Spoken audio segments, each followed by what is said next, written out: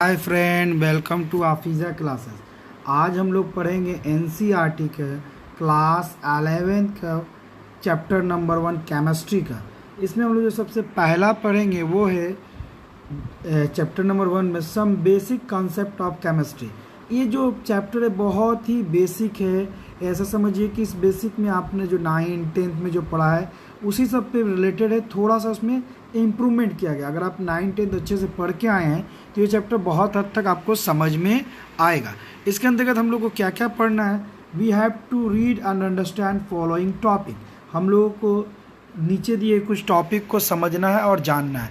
सबसे पहला टॉपिक है appreciate the contribution of India in the development of chemistry, understand the role of chemistry in different aspect of life. हम लोग को India ने chemistry के डेवलपमेंट में क्या रोल अदा किया है ना, और एक केमिस्ट्री का जो डेवलपमेंट हुआ है उसने लाइफ में क्या क्या इफेक्ट डाला है उसके बारे में पढ़ेंगे। एक तरह से समझिए, जब हम लोग क्रिकेट मैच खेलने जाते हैं ना तो ट्राई बॉल होता है ना, ट्राई बॉल मैच खेलने से पहले हम लोग चेक करते हैं कि भाई कैसा है क्या, वो ये टॉपिक जस्ट उसी तरह है। इसका अगर आप बात करेंगे तो इसका एग्ज़ाम में कोई खास इससे क्वेश्चन नहीं आता। हाँ, मगर चूँकि एनसीईआरटी ये पढ़ा रहा, अगर आप यूपीएससी सिविल सर्विस आप इंजीनियरिंग के बाद या आप इंटर के बाद आपने जोनर में जाना चाहते हैं तो यहाँ से आपको बहुत से आर्टिकल लिखने को मिल जाते हैं जो बहुत ही अच्छा है। खास करके इंडिया का जो केमिस्ट्री में कंट्रीब्यूशन, या ये कह सकते हैं जो साइंस में इंडिया का एंशिएंट साइंस में जो अचीवमेंट है उसके बारे में बात करने के लिए बहुत ही इम्पॉर्टेंट टॉपिक है, इसलिए बहुत ही इम्पॉर्टेंट। उसके बाद आता है दूसरा नंबर है explain the characteristics of 3 state of matter. जो हम लोग ने पढ़ा था है ना कि 3 स्टेट क्या होता है, सॉलिड, लिक्विड और गैस जो होते हैं उसके कैरेक्टरिस्टिक्स के बारे में इसमें हम लोग बात करेंगे। ठीक है, ये हम लोगों ने ऑलरेडी 9th में पढ़ा है, 7th में भी पढ़ा, इस तरह के टॉपिक में पढ़ा है ना, मगर इसका थोड़ा अपर लेवल का पढ़ेंगे। Classified different substance into element, compound and mixture. ये बहुत ही अच्छा है ना कि जो डिफरेंट सबस्टांस है उसमें से किसको एलिमेंट कहेंगे, किसको कंपाउंड कहेंगे, किसको मिक्सचर कहेंगे, और इसके लिए क्या क्या रूल है, क्या क्या तरीका है, इसके बारे में हम लोग पढ़ें। ये बहुत ही इंपॉर्टेंट है। यहीं से बेसिकली आपका मेन पार्ट स्टार्ट होता है। Use scientific notation and detection significant figure. अब सिग्निफिकेंट फिगर में क्या, साइंटिफिक नोटेशन रिप्रेजेंटेशन कहते हैं, साइंटिफिक फिगर कैसे, ये इसके बारे में हम लोग पढ़ेंगे। ये जो है ये एक्चुअली में समझिए कि इस चैप्टर से स्टार्ट होता है नोटेशन, और पूरा जब तक केमिस्ट्री रहेगा तब तक ये चलता रहेगा। और सिग्निफिकेंट फिगर जो होता है वो केमिस्ट्री, फिजिक्स, ये सब सारे जगह में इसका रोल है ना। उसके बाद हम लोग पढ़ेंगे, ये बहुत ही important, different between precision and accuracy. यानी एक्यूरेसी और प्रिसीजन में क्या डिफरेंस है, किसको एक्यूरेसी कहेंगे और प्रिसीजन। ये जो है बहुत आगे तक चलता है। इवन आप हायर स्टडी में जब साइंस में जाते हैं तब भी इनका रोल बहुत ज़्यादा होता है।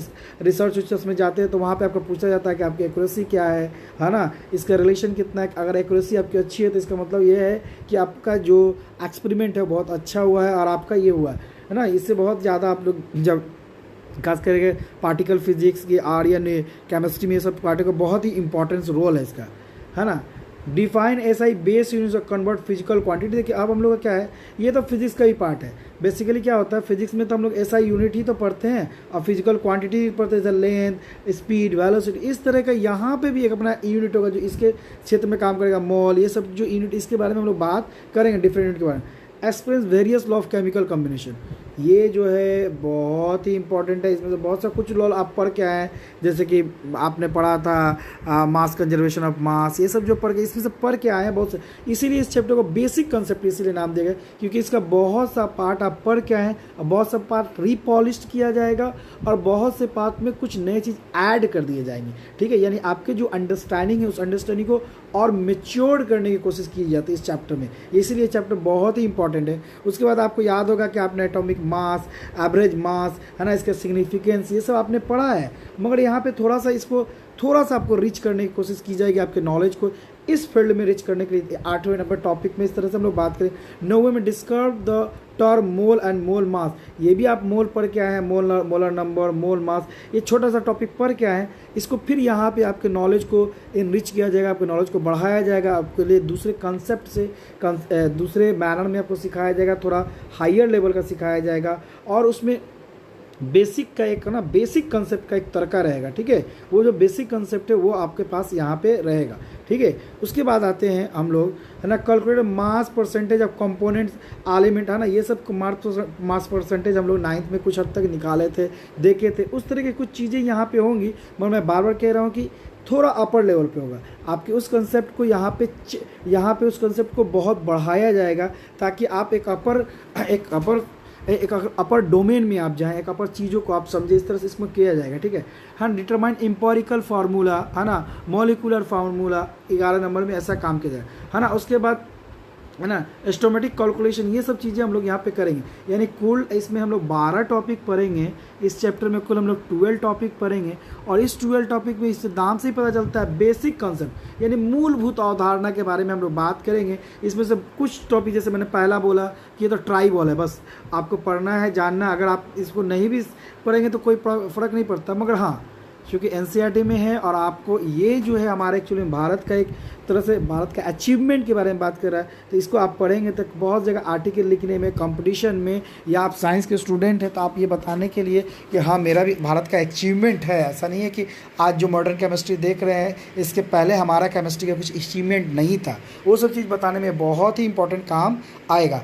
इसलिए हम लोग ये देख रहे हैं कि ये टोटल 12 टॉपिक है। 12 टॉपिक में ज़्यादातर बेसिक चीज़ें पढ़नी है, और ये बेसिक चीज़ें आप ये याद रखें कि बेसिक जो होता है वही एक ऐसा चीज़ होता है, जैसे आपका घर बनाने के लिए ईंट की ज़रूरत है, बिना ईंट के हवा में आप घर नहीं बना सकते, उसी तरह बिना इन बेसिक चीज़ों के आप केमिस्ट्री को आगे नहीं पढ़ सकते। और आप याद रखेंगे, जब तक इस बेसिक चीज़ों को आप नहीं पढ़ेंगे तब तक केमिस्ट्री आपका वास्टर एंड वास्टर, और ये आपको तकलीफ़ देना शुरू कर देगा।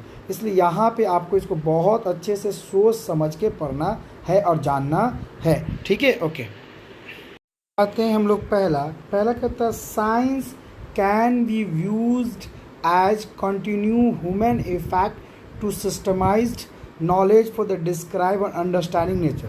कह रहा है कि साइंस को हम लोग इस तरह से देख सकते हैं, जो इंसान का इफ़ेक्ट जो लगाता है ना, वो किसके लिए, तो systematic knowledge describe understand the nature. कह रहा है कि पहला कह रहा है कि हम लोग साइंस को इस तरह से देख सकते हैं कि इंसान नेचर को समझने के लिए, है ना, जो सिस्टमेटिक नॉलेज इकट्ठा करता है, डिस्क्राइब करता है और अंडरस्टैंड करता है, उसकी तरह से हम लोग देख सकते हैं। यानी साइंस जो होता है वो नेचर को समझने की चीज़ है, जिसमें इंसान इफेक्ट लगाता है और वो सिस्टमेटिक वे से नेचर को डिस्क्राइब करता है और उसको अंडरस्टैंड करता है ना। We come across diverse substance present in nature a change in daily life. हम लोग देखते हैं डेली लाइफ में सबस्टांस जो हम लोग जो होते हैं ना, बहुत से सबस्टांस जो होते हैं डाइवर्स हो रहे हैं, बदल रही है और परिवर्तित हो रहे हैं, साथ में चेंज भी हो रहे हैं। जैसे हम लोगों ने देखा था, अगर आपको याद हो तो हम लोगों ने देखा था दूध से दही बनना, है ना, शुगर कैन से हम लोगों का विनेगर, यानी जिसको हम लोग कहते हैं हिंदी में सिरका बनना, है ना। उसके बाद prolong times and rusting of iron, है ना, लंबे समय तक उसको रखने पर, और रस्टिंग ऑफ आयरन का रस्टिंग होना, ये सब चीज़ हम लोग देखते हैं। ये जैसे हम लोगों ने देखा था फॉर सेक ऑफ, है ना, यहाँ पे हम लोग एक बहुत ही बड़ा बात देखने जा रहे हैं, बहुत ही बड़ा बात। For sakes of convention science is subdivided into various discipline, chemistry, physics, biology and geology. ये सब देखिए हमारे कन्वेंशन के अनुसार पे हम लोगों ने साइंस को बहुत से डिपार्टमेंट में बांटा, बहुत से सब डिवीज़न किया, जैसे केमिस्ट्री किया, फिजिक्स किया, बायोलॉजी किया। यानी कहने का मतलब कि ये डिवीज़न क्या था, सिर्फ हमारे कन्वेंशन के हिसाब से था। अगर किसी को अच्छा लगता है एक साथ पढ़ सकते थे, मगर हम क्या कर सकते थे, फिजिक्स को फिजिक्स के साथ हम लोगों ने एक डिवीज़न कर रखा है, ताकि हमको क्या हो, बहुत फ़ायदा हो, पढ़ने में आसानी हो, इसलिए हम लोगों ने इसको किया। अब आते हैं केमिस्ट्री क्या है। Chemistry the branch of science that study the preparation, property, structure and reaction of material substance is called chemistry। तो केमिस्ट्री क्या बात करता है कि प्रिपरेशन कैसे हुआ, है ना, उसका प्रॉपर्टीज़ क्या है, उसका स्ट्रक्चर क्या है और उसका रिएक्शन कैसे हुआ, है ना, उसके बारे में केमिस्ट्री पढ़ता है। किसके बारे में पढ़ता है भाई केमिस्ट्री, प्रिपरेशन में, कोई सबस्टांस बना कैसे, उस सबस्टांस की प्रॉपर्टी क्या है ना, वो सॉलिड लिक्विड गैस में किस तरह से काम करता है, उनके एटम्स किस तरह से बैठे हुए, एटम का स्ट्रक्चर क्या है ना, वो उसके बारे में बात करता है। और एटम का स्ट्रक्चर और उनका रिएक्शन, किस तरह से रिएक्शन करेगा, कौन मोनो एटॉमिक होगा, कौन डाई एटॉमिक होगा, किस तरह कब रिएक्शन होगा, कब रिएक्शन नहीं होगा, ये सब के बारे में हम लोग केमिस्ट्री में पढ़ते हैं। यानी केमिस्ट्री में अगर हम लोग देखेंगे तो प्रिपरेशन, प्रॉपर्टीज़ एंड स्ट्रक्चर, ये सब चीज़ों को हम लोग पढ़ते हैं। और यही अगर इस डिफिनेशन को आप समझ जाएंगे तो बेसिकली आप केमिस्ट्री के सोल को समझ जाएंगे कि बेसिकली हमें पकड़ लीजिए, आपको एक जगह से दूसरी जगह जाना ही, माने ये चीज़ से ये चीज़ जाना, अगर आप उसका जाने का सारा रास्ता समझ जाएं, किस किस रास्ते से हम लोग जा सकते हैं तो आसानी से समझ जा सकते हैं। उसी तरह अगर केमिस्ट्री के इस डिफिनेशन को आप समझ जाएंगे तो आसानी से उस रास्ते को आप जा सकते हैं और कर सकते हैं। ठीक है, अब आते हैं डेवलपमेंट ऑफ केमिस्ट्री। ये जो बात है, ये जो बेसिकली इसमें जिस बेसिकली इसका जो डेवलपमेंट का, इसमें ज़्यादातर हम लोग हिस्ट्री की बात पढ़ेंगे। ये केमिस्ट्री का बात पार्ट नहीं है, हिस्ट्री का कैसे डेवलपमेंट हुआ, क्या हुआ। हाँ, मगर ये बात याद रखेंगे, डेवलपमेंट ऑफ केमिस्ट्री में जो आप हिस्ट्री का पार्ट जो पढ़ रहे हैं वो आपको अगर कभी आर्टिकल लिखने आ गया, या आप कभी बड़े एग्ज़ाम के लिए जा रहे हैं, नेट JRF इस तरह से कुछ एग्ज़ाम के लिए जैसे GS का एक पेपर है, डिस्क्रिप्टिव पेपर है ना, या आप सिविल सर्विस के लिए जा रहे हैं जिसमें साइंस एंड टेक्नोलॉजी एक पेपर है, तो ये वहाँ पे बहुत हेल्प करेगा। ये हो सकता है कि आपको 11th-12th में हेल्प ना करे, मगर आपके आगे के नॉलेज में और आपको एक भारतीय के तौर पे एहसास दिलाने के लिए कि हाँ, हमारा बहुत बड़ा डेवलपमेंट है इस क्षेत्र में, और हम लोगों ने दुनिया के साथ प्रीवियस मतलब एंशिएंट टाइम में हम लोगों ने दुनिया से किस तरह आगे थे, या दुनिया के साथ किस तरह कदम से कदम मिला के चले, उसके बारे में भी बात करेगा, है ना। अब आते हैं chemistry as we understand it is not a very old spring. आज जो हम लोग केमिस्ट्री देख रहे हैं ना, वो उतना पुराना नहीं है ना। ये बहुत उस समय जो यूरोप में केमिस्ट्री, जब अरब के द्वारा यूरोप में केमिस्ट्री लाया गया, यूरोप से हमारे यहाँ आया, वो वाला हिस्सा हम लोग देख रहे हैं। ठीक है, या वो वाला हिस्सा पूरी दुनिया पढ़ रहा है। ठीक है, मगर हम लोग के पास एक अपना केमिस्ट्री था, है ना। वो सब चीज़ें को हम लोग देखने की कोशिश करेंगे, चरक का क्या केमिस्ट्री था, हमारे केमिस्ट्री में क्या पढ़ने की कोशिश हो रहा था। इसके पहले हम लोग देखते हैं, आइए देखिए, बहुत ही अच्छा बात है। Chemistry was not a study for own sake, यानी केमिस्ट्री की सिर्फ इसलिए नहीं पढ़ा गया था, rather than come up to result of such to, है ना, इंटरसिप थिंग। केमिस्ट्री को सिर्फ केमिस्ट्री को जानने समझने के लिए स्टडी नहीं किया गया था, बल्कि एक लालच था केमिस्ट्री को स्टडी करने के प्रति। ठीक है, आप ये पीछे के लोगों में क्या लालच था भाई? पहला लालच था philosophy stone Paras which convert all base metal in iron copper into gold. हमारा पहला था ना, केमिस्ट्री में हम लोग समझ रहे थे कि अगर हमारे पास एक पारस पत्थर होगा, जिसको अगर हम लोग किसी भी मेटल से, आयरन से टच कर दें या कॉपर से टच कर दें, तो ये क्या हो जाएगा, हाईली मतलब महंगा मेटल यानी कि गोल्ड में बदल जाएगा। तो ये पहला जो हमारा ये हमारा एक लालच था। इसलिए केमिस्ट्री से हम लोगों ने स्टडी के लिए नहीं पढ़ा, एक लालच के तौर पर भी पहला हम लोग का उसके साथ लालच था, उसके तौर पर भी हम लोगों ने पढ़ा। दूसरा है ना, एलिक्सियर ऑफ लाइफ, यानी अमृत पाना, यानी हम लोगों ने कहता था कि हम लोग मरे नहीं, इमोर्टल हो जाएं। ठीक है, इमोर्टिलिटी के लिए भी हम लोग पढ़ रहे थे। ये दो लालच जो था केमिस्ट्री के स्टडी के अलावा, ये दो लालच भी था जिसने केमिस्ट्री को हमारा अपना एक ह्यूमन बीइंग का जो एक नेचर है, उस नेचर को इंसान, यानी केमिस्ट्री तो बेसिकली इन्वायरमेंट के बारे में पढ़ते हैं, इन्वायरमेंट नेचर के बारे में। तो यहाँ पे ह्यूमन बीइंग के नेचर ने केमिस्ट्री को डेवलप होने में एक मदद किया। अब आते हैं people of ancient India already had the knowledge of many scientific approach. Much before the advent of modern science, they applied that knowledge in various walks of life. देखिए, एंशियंट टाइम में इंडिया के लोगों को बहुत ही अच्छा science का knowledge था। इस मॉडर्न साइंस मतलब कि जो ये यूरोप के रास्ते होते हुए हमारे तक पहुंचा है, इससे पहले हमारे यहाँ बहुत सा साइंटिफिक हमारा नॉलेज था। और एक इंडियन होने के नाते हमें इस पर गर्व भी करना चाहिए कि हम लोगों ने ऐसे चीज़ बना रखे जो अभी भी केमिस्ट्री में एक मिस्ट्री है, और अभी भी उसके बारे में लोग रिसर्च कर रहे हैं, समझने की कोशिश कर रहे हैं। ठीक है, तो हमारा एक ये था। ठीक है, एक यहाँ पे वर्ड है, chemistry develop mainly in the form of alchemy and electrochemistry during 13th century to 16th century. देखिए, ये जो केमिस्ट्री जो होता है, ये अल्केमी और है ना इलेक्ट्रोकेमिस्ट्री जो होता है, इसके तौर पे देखो। तो पहले एक देखिए, ये अल्केमी वर्ड के बारे में जानते हैं हम लोग, जानते हैं ना, अल्केमी ऐसे लोग जो कम कीमती चीज़ों को ज़्यादा कीमती चीज़ों में बदलने की कोशिश करते थे, अल्केमिस्ट के नाम से जाने जाते थे। एक बहुत अच्छा बुक भी है, आपको कोशिश करना चाहिए कि एक स्टूडेंट को ये कोशिश करना चाहिए कि कुछ आपको अपने क्लास वर्क से बाहर की चीज़ें भी पढ़नी चाहिए। एक बहुत पाब्लो पिकासो का एक अल्केमिस्ट नाम का एक बुक भी है, आप पढ़िए, तो उसमें बहुत सी चीज़ इससे रिलेटेड किस तरह का उसमें जो राइटर था किस तरह की कल्पना की है, उसके बारे में भी जानकारी मिलेगा। ठीक है, वो अल्केमिस्ट और पाब्लो पिकासो की बुक है। आपको इस साइंस के अलावा कभी कभी बाहर की बुकें भी पढ़ने की कोशिश करनी चाहिए। जो हम दो वर्ड देखते हैं, एक अल्केमी का मतलब है जो सस्ती वस्तुओं को महंगे वस्तुओं में बदलने की कोशिश कर देते हैं, और दूसरा है ये है है ना। इलेक्ट्रोकेमिस्ट्री का मतलब तो औषधि शास्त्र, यानी हम लोग जो केमिस्ट्री का मेनली जो डेवलपमेंट हुआ 1300 से लेकर 1600 के बीच में, उसमें सस्ती वस्तुओं को महंगी वस्तुओं में बदलने में और केमिस्ट्री औषधि शास्त्र के रूप में इसका ज़्यादा डेवलप हुआ।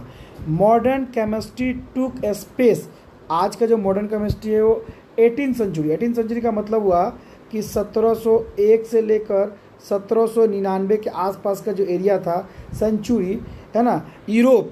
After and few century alchemic tradition were introduce in Europe by Arabs. ये क्या हुआ, जब अरब के लोगों ने यूरोप में अल्केमिक ट्रेडिशन को इंट्रोड्यूस किया, उसके बाद जो था वहाँ पे ये जो 18वीं सदी में क्या हुआ कि वहाँ पे इस तरह केमिस्ट्री का ये विकास होना शुरू। इस तरह यूरोप में अरब द्वारा लाए गए अल्कली परंपरा से आज के नए केमिस्ट्री की शुरुआत है। इसके अलावा भी बहुत से कल्चर थे, स्पेशली इंडिया और चाइना में जिसमें अपना अल्केमिकल है ना ट्रेडिशन था। This include much knowledge of chemical process and technology. और यहाँ पे बहुत ज़्यादा इंडिया और चाइना में अल्केमिस्ट्री का नॉलेज बहुत ज़्यादा था।